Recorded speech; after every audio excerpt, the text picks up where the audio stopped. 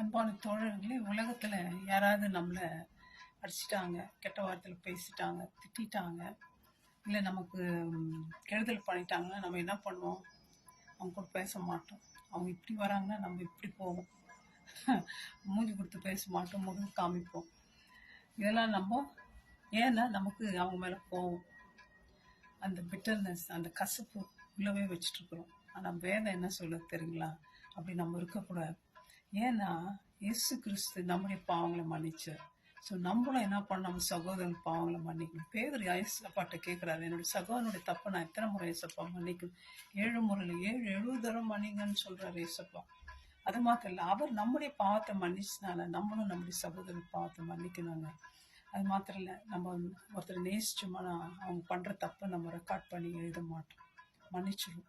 அதான் ஏசு சொல்கிறார், உன்னோட பாவங்களெல்லாம் நான் மன்னிச்சிட்டேன்ப்பா, நான் அது நினையாமல் இருக்கிறேன், முதுகு பின்னாடி போட்டேன், கடலில் ஆழத்தில் போட்டேன்ற.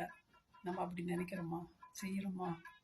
அப்படி நம்ம செய்யலைன்னா நமக்கும் ஆண்டவருக்குள்ள தொடர்பு துண்டிக்கப்படுது. நம்முடைய பாவங்களே போய் அடைச்சிக்குது. மற்றவங்களுக்கு மன்னிக்கலாம், ஏசுப்பா மன்னிக்கலன்னு நமக்கு எப்படி ஆசீர்வாதம் வரும்? அதனால தான் நிறைய பேருக்கு இன்னைக்கு வாழ்க்கையில் ஆசீர்வாதம் இல்லாமல் இருக்கும். உடனே நீங்கள் தேவனை தேடுங்க.